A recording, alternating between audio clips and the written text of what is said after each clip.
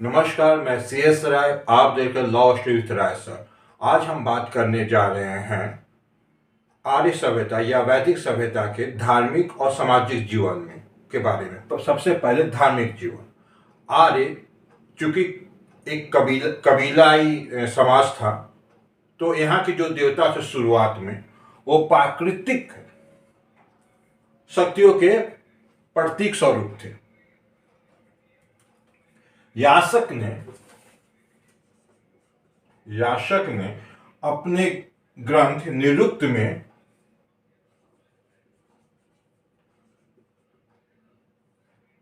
33 प्रकार के देवताओं की मंडली बताई है। 33 प्रकार के देवताओं की मंडली बताई है, लेकिन जो किताबों में लिखी गई है उसी वही 33 प्रकार यहाँ आपको चर्चा करेंगे।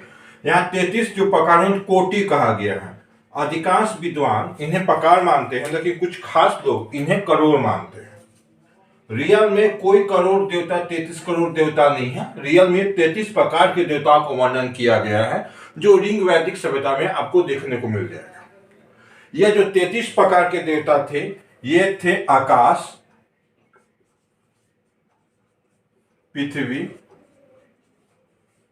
और अंतरिक्ष।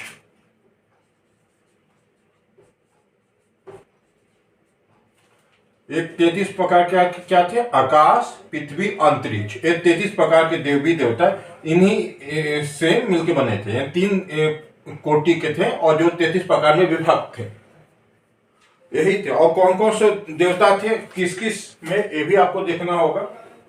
तो आकाश में ये देवता निम्न थे। आकाश में कौन कौन देवता थे? तो आकाश में थे आकाश। तो आकाश में कौन कौन देवता प्रचलन था? ध्रुव, सूर्य, वरुण, मित्र, पूषण, विष्णु, उषा, अश्विन, सविता और अदिति। कौन कौन थे? आकाश के देवता कौन कौन थे? ध्रुव, सूर्य, वरुण, मित्र, पूषण, विष्णु, उषा, अश्विन, सविता और अदिति। ये थे आकाश के देवता। यानी आकाश के जो में थे, इन देवताओं का प्रकार था। तो ये एक तरह ये आकाश के देवताओं का ये सब करते हैं। पृथ्वी में कौन कौन थे? तो पृथ्वी में देख लें तो पृथ्वी में अग्नि था, सोम थे, पृथ्वी खुद थी, बृहस्पति, सरस्वती और अर्णाई।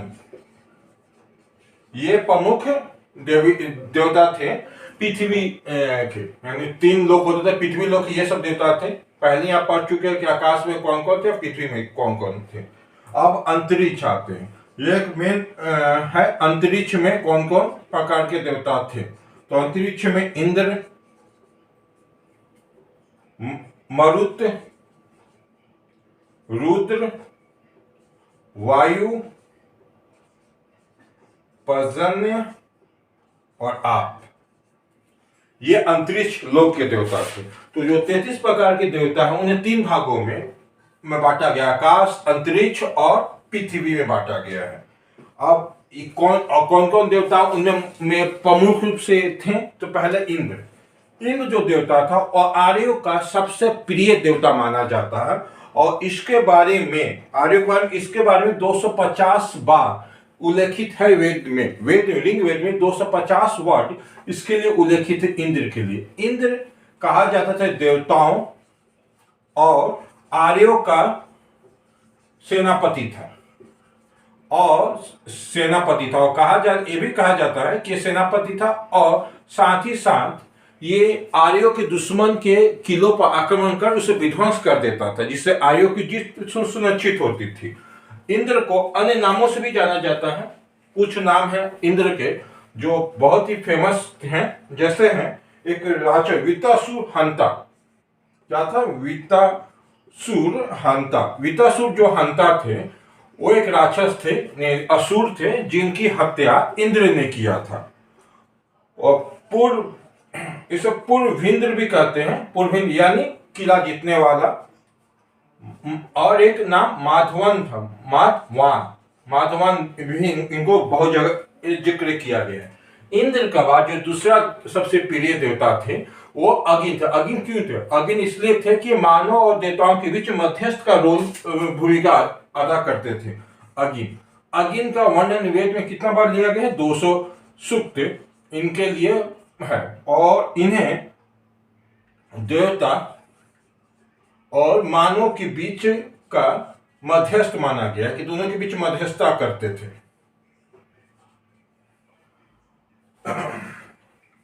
सोम का उल्लेख है, तो सोम को ये वनस्पति का देवता, सोम या सोमा, कहीं कहीं सोमावर लिखा गया है, कुछ कुछ किताबों में, कुछ कुछ किताबों में सोम। तो सोम या सोमा जो है वो ये वनस्पति यानी पेड़ पौधे जंगल का इनको अधिपति माना गया।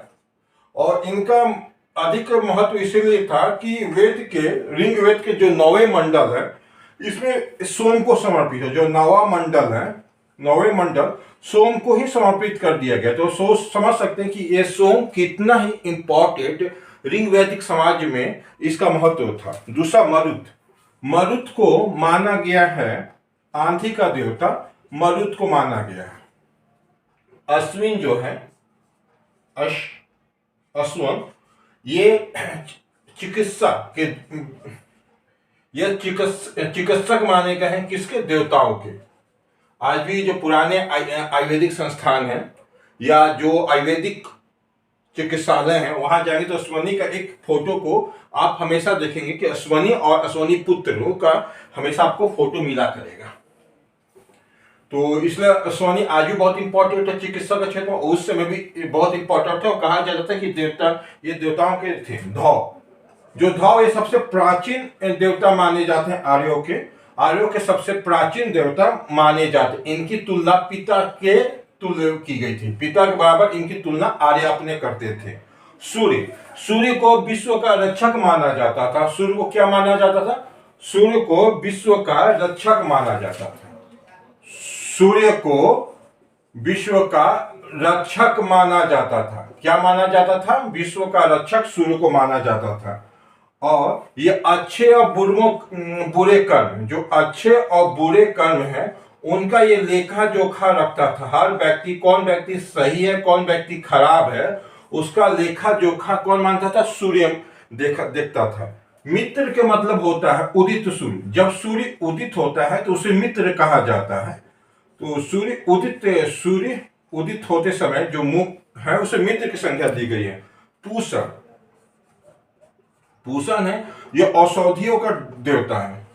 औषधि जो वनस्पतियां हैं उनके देवता को ये मानते थे पूषण को इनका देवता मानते थे। विष्णु जो थे, इनमें ऋग्वेद में 3 पद में इनका व्याख्यान किया गया है। और आकाश को स्थिर करने वाले देवता के श्रेणी में इनको रखा गया था। विष्णु जो आकाश को स्टेबल किए हैं, तो इसलिए कहा जाता है कि विष्णु आकाश के देवता हैं और ये उसको किए हैं स्थिर। उषा, प्रातः काल की देवी, जो प्रातः काल होता है उसे वह क्या है? उषा देवी का प्रतीक माना जाता है। उषा देवी को प्रातः काल का प्रतीक माना जाता है। सविता क्या है? मेन जो आपको ऋग्वेद में एक 3रे मंडल में जो प्रसिद्ध गायत्री मंत्र है उसके रचयिता कौन है? विश्वामित्र। जो विश्वामित्र हैं वह इसी सविता देवता को उन्होंने मंत्र, उन्हीं के स्तुति में मंत्र का गायत्री मंत्र जिसको आजकल हम बोलते हैं उसको किया था। ये कब आता है? जब सूर्य चमकने लगे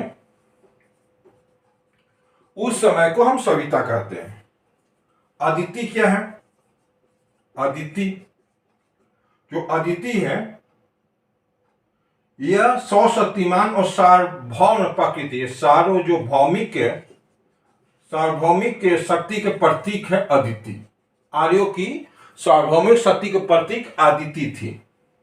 रुद्र, रुद्र ये शिव का, भगवान शिव के प्राचीन स्वरूप है। शिव का प्राचीन प्रारंभिक स्वरूप माना गया है शिव को, रुद्र को। पर्जन्य क्या है? पर्जन्य एक नदी सरोवर के देवता माने जाते हैं। पर्जन्य नदी सरोवर के देवता माने जाते हैं। आप क्या है? आप ये सृष्टि, ये जो सृष्टि का देवता, जो आज विष्णु को हम बोलते हैं, उस या ब्रह्मा, जो आज ब्रह्मा बोलते हैं सृष्टि के जन्मदाता, तो उस समय आपको कहते थे। आप एक देवता का नाम था। यहाँ आपके मतलब कोई आम आदमी पार्टी मत समझ लीजिएगा। आप था, एक देवता थे उस समय। बृहस्पति क्या थे? बृहस्पति यज्ञ के देवता थे, यानी यज्ञ के देवता। बाद में ये देवताओं के गुरु के रूप से प्रसिद्ध हुए। सरस्वती जो आज के समय है, सरस्वती उस समय भी थी, ज्ञान की देवी थी। तो सरस्वती को ज्ञान की देवी अभी से नहीं बल्कि हजारों साल से इनको ज्ञान की देवी की उपाधि मिली है। और नहीं, और यानी ये जंगल की देवी मानी गई है। और ये हिरण्य गर्भ, इन्हें माना गया समुद्र से उत्पत्ति मानी गई। इनकी उत्पत्ति समुद्र से मानी गई है। तो ये सब देवता थे। इनके अलावा जो कहा जाता है कि समाज में देवियां नहीं थी, तो कुछ देवी भी, जैसे कुछ देवियों को बता दिया गया है इसमें पहले, लेकिन देखा जाए कौन कौन देवियों की स्तुति होती थी, तो उषा, पृथ्वी, रात्रि देवी भी थी, और नयनी, कुछ अप्सराएं थी, तो कुछ गंधर्व देवी थी, कुछ गंधर्व की पत्नियां भी थी। ये सब हमारे प्राचीन काल में आर्य सभ्यता में प्रमुख रूप से देवी देवताओं में सम्मिलित थे, और इनका मान हमेशा रखा जाता था। तो धार्मिक जीवन का मतलब स्पष्ट हो गया कि उस समय लोगों का धार्मिक जीवन में इन देवताओं का वर्णन था। और अभी भी बता दें कि 33 कोटि का मतलब होता है 33 प्रकार के देवी देवता, ना कि 33 करोड़ के देवी देवता। ये अलग विचारधारा के लोगों ने, जिनको भारतीय संस्कृति का मजाक बनाने की हमेशा प्रवृत्ति रहती है, उन्होंने ही 33 कोटि को 33 करोड़ बोल दिया। आजकल इसको बढ़ावा भी दे रहे हैं, जबकि 33 करोड़ नहीं बल्कि 33 कोटि का होता है। अब इनका एक नया भी रूप है 33 कोटि का। ये 33 कोटि का नया रूप भी आपको हम जल्दी ही बताएंगे, लेकिन अगले वीडियो में। और अभी हम आते हैं सामाजिक जीवन पे। इनका क्या क्या सामाजिक जीवन था। तो आर्यों का सामाजिक जीवन में यह था कि इनमें ग्रामीण सभ्यता थी, पुरुष सत्तात्मक सत्ता थी, और परिवार में पुरुषों का वर्चस्व था। किसका वर्चस्व था? पुरुष का। और परिवार को गृह या कुल कहा जाता था, और इसके प्रधान को क्या कहा जाता था? गृहपति या कुलपति। और यह हमेशा परिवार में जो सबसे बुजुर्ग या पिता होता था पुरुष में, वही इसका प्रमुख सदस्य होता था। और परिवार में पुरुषों का वर्चस्व होता है। इसका मतलब ये नहीं था कि पुरुष का वर्चस्व मतलब स्त्री कुछ नहीं थी। इसमें स्त्रियां भी घर के आधी स्वामी थी। आधा स्वामी पुरुष था तो आधी स्वामी स्त्री थी। यह कभी कभी कहा जाता है कि वैदिक काल से महिलाओं की स्थिति में ह्रास आ रही थी। ये आधुनिक जो इतिहासकार हैं, जिनका शिक्षा दीक्षा यूरोपीय इतिहास को ध्यान में रखते हुए हुआ है, वो उन्होंने वही कहते हैं कि स्त्रियों की स्थिति वैदिक काल से ही गिरने लगी थी। ऐसा बात नहीं है। उस समय स्त्री भी उस समय थी, लेकिन समाज क्या था? पुरुषात्मक।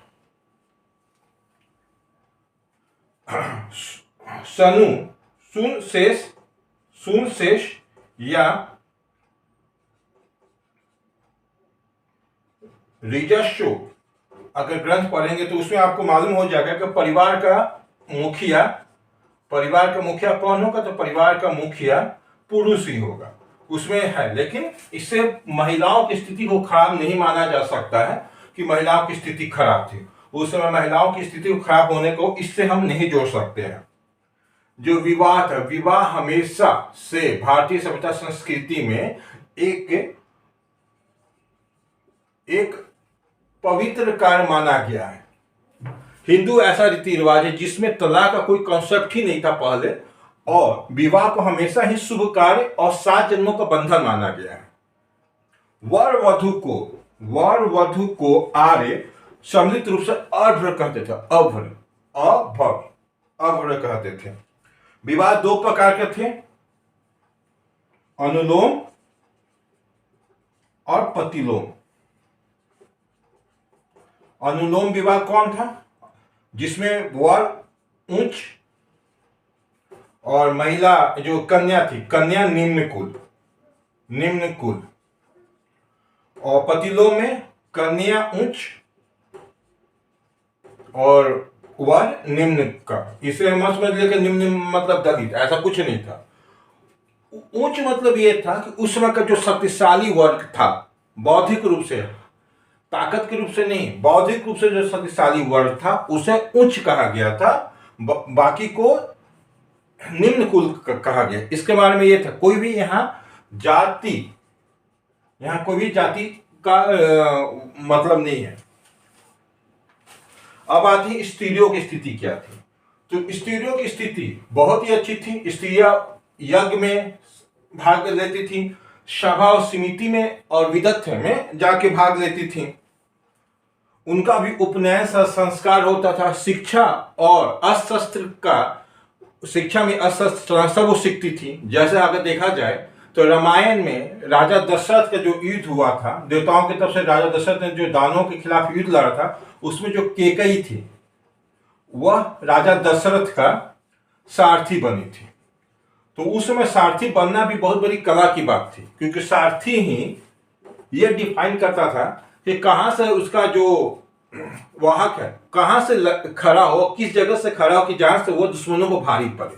तो इस मामले में केकई बहुत ही निपुण थी, इसलिए उसने राजा दशरथ का सारथी बनना पसंद किया। और अगर सारथी एक खराब काम था तो महाभारत में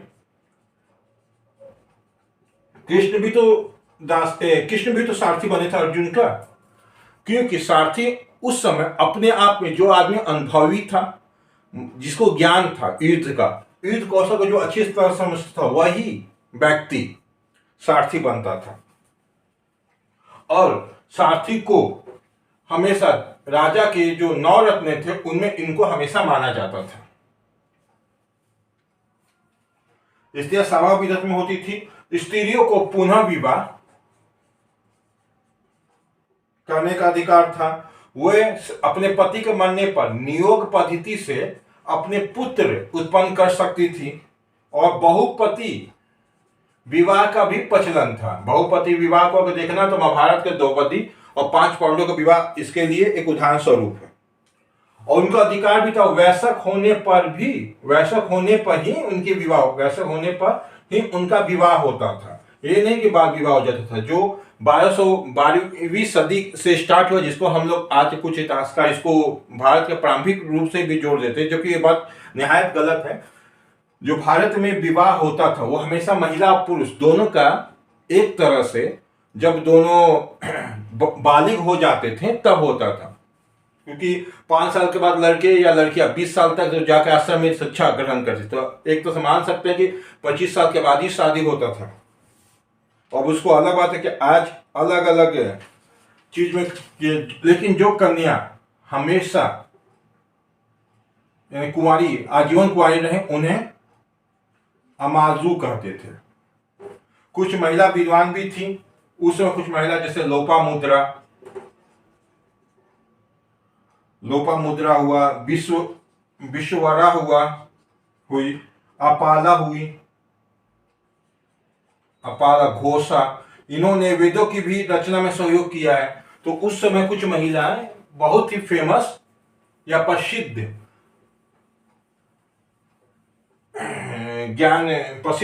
हुई और उनको प्रसिद्ध शिक्षाविद भी हुई उस समय। वर्ण व्यवस्था, ये सबसे बड़ा टॉपिक है। वर्ण व्यवस्था देखा जाए तो रिंग वैदिक समाज में वर्ण व्यवस्था थी, लेकिन ये कर्ण के आधार पे थी। किस आधार पे थी? कर्ण के आधार पे। वेद में जो सबसे बाद 10वें मंडल में जो पुरुष सूक्त है, पुरुष सूक्त में इस बात की कोशिश की गई है कि ब्रह्मा के मुख से ब्राह्मण, भुजा से क्षत्रिय, कमर से वैश्य और पैर से शूद्र है, पूरी तरह से निहायत गलत बात है, क्योंकि ये पुरुष शब्द 7वीं 8वीं शताब्दी में के आसपास जोड़ी गई था और इसका मतलब कहीं से भी जाति से संबंधित नहीं है। जो कहा जाता है कि जाति संबंधित, कहीं से भी जाति से संबंधित नहीं है, पूरी तरह से बात गलत है। वेद में कभी भी जाति का वर्णन नहीं है और कभी भी जाति को इन्हें समर्थन नहीं किया है। लोग गलत ढंग से इसका निर्वचन कर देते हैं और अपने आप को विख्याता और इतिहासकार समझते हैं, जबकि रियल में ऐसा कुछ नहीं है। 9वें मंडल का देखा जाए, ऋग्वेद के 9वें मंडल को अगर देखा जाए तो उसमें एक व्यक्ति कहता है, क्या कहता है कि मैं कवि हूं, मेरे पापा वैद्य हैं और मेरी माता क्या है, आटा पीसने वाली है और हम सब एक साथ ही रहते हैं। अर्थात इससे क्या सिद्ध होता है? यह सिद्ध यह होता है कि कर्म आधारित समाज था, एक कर्म आधारित समाज था। कहा जाता है कि उत्तर वैदिक काल में जाति बनने लगी थी, लेकिन रियल में ऋग वैदिक काल में यह कर्म आधारित समाज था। भारत में जो जाति बंधन था वो 9वीं शताब्दी के बाद बाहरी आक्रमणकारियों के आगमन से भारत में यह घटिया चीज लागू हुआ, उसके पहले कभी नहीं था। आगे आपको हम और चीजें बताते जाएंगे आगे के वीडियो में कि किस तरह से यह बात भारत में गलत सिद्ध होती है कि भारत में प्राचीन काल से जाति व्यवस्था थी। इसमें आपको बताएंगे कि कहीं कहीं ब्राह्मण भी राजा हुए हैं और क्षत्रिय भी ब्राह्मण हुए हैं। और भारत में जो जाति व्यवस्था है वो 9वीं शताब्दी के बाद से भारत में जाति व्यवस्था जो वर्तमान स्वरूप है वह भारत में स्थापित हुआ। 9वीं शताब्दी के पहले किसी भी रूप में जाति व्यवस्था नहीं थी। जो बोलते हैं वो सरासर गलत बोलते हैं, या अलग बात है। आज हम वही सब किताबें पढ़ रहे हैं जो बोलता है कि 9वीं शताब्दी के पहले से ही प्राचीन समय से भारत में जाति व्यवस्था थी, क्योंकि 1962 के बाद भारत में इतिहास को जिस तरह से तोड़ मोड़ किया गया उस तरह से इतिहास पहले नहीं लिखा गया था। खान पान देख लें, दूध, दही और घी का विशेष महत्व था भोजन में, और अन्न में जौ था ही। दूध में जौ डालकर सिरप कोदा नामक एक खाने का आधुनिक समय में बोल खीर बनता था। जौ के सत्तू को डालकर दही में डालकर करम नामक एक खाद्य पदार्थ बनता था। सूरा का निंदा किया गया है, लेकिन सोमरस की प्रशंसा की गई। सूरा सोमरस में अंतर है।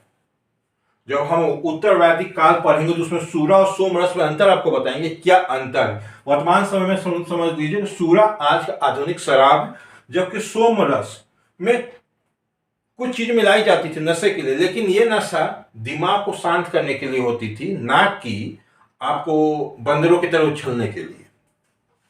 आजकल लोग यही समझते हैं कि सोमरस के मतलब होता है दारू। नहीं, सोमरस के मतलब शराब दारू कुछ नहीं था।